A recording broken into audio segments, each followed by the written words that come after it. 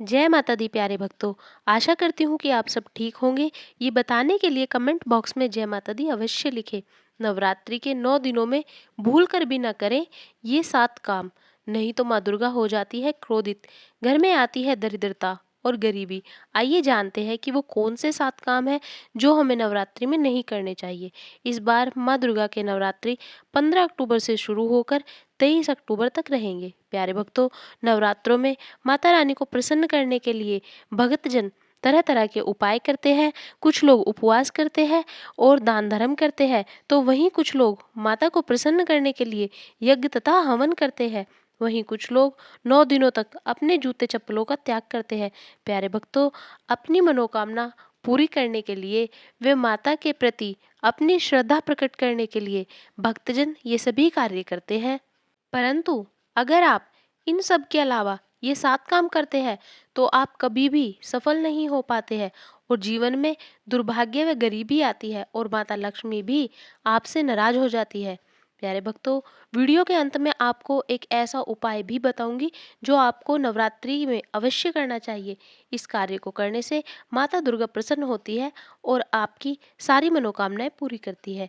चलिए अब जानते हैं कि वो कौन से ऐसे 7 कार्य हैं जो हमें नवरात्रि में नहीं करने चाहिए। पहला, प्यारे भक्तों, सबसे पहले आप किसी भी स्त्री का अपमान ना करें, क्योंकि कहा जाता है कि यत्र नार्यस्तु पूज्यन्ते रमन्ते तत्र देवता, यत्रेतास्तु ना पूज्यन्ते सर्वस्त्राफला क्रिया। इसका अर्थ होता है कि जहाँ स्त्रियों की पूजा होती है वहाँ देवता निवास करते हैं, और जहाँ स्त्रियों की पूजा नहीं होती, उनका सम्मान नहीं होता, वहाँ किए गए सभी अच्छे कार्य भी निष्फल हो जाते हैं। इसलिए आपसे विनती है कि नवरात्रि में स्त्रियों का अपमान ना करें, क्योंकि हिंदू धर्म में स्त्रियों को माता रानी का ही रूप माना जाता है।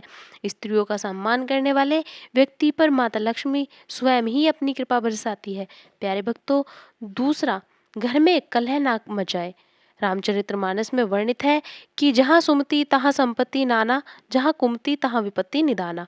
इसका अर्थ होता है कि जहाँ पर कलेश रहता है और लड़ाई झगड़े होते हैं, वहाँ पर माता लक्ष्मी कभी नहीं ठहरती और ऐसे व्यक्ति से माता दुर्गा भी नाराज रहती है।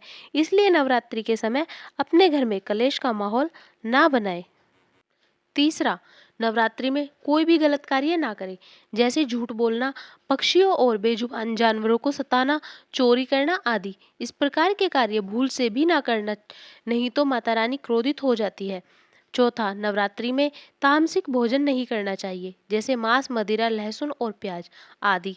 ये सभी तामसिक भोजन होते हैं, इनका सेवन आप भूल से भी ना करें, अन्यथा माता रानी नवरात्रि में आप पर क्रोधित हो जाएगी।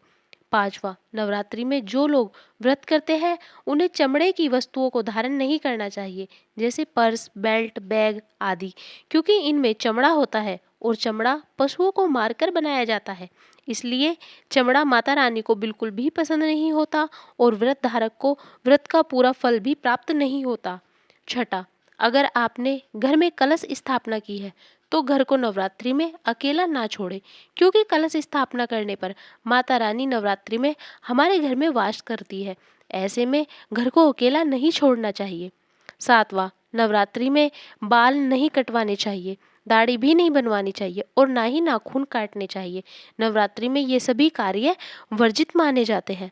प्यारे भक्तों, नवरात्रि की अष्टमी या नवमी तिथि को कन्या पूजन अवश्य करना चाहिए और शास्त्रों में बताया गया है कि कन्या जितनी खुश होकर जाती है, माता रानी उतनी ही जल्दी हमारी मनोकामना पूरी करती है। प्यारे भक्तों, आप कन्याओं को गिफ्ट व वस्त्र दे सकते हैं, परंतु उसमें काले रंग के वस्त्र नहीं होने चाहिए और गिफ्ट में कोई भी लोहे की चीज़ नहीं होनी चाहिए।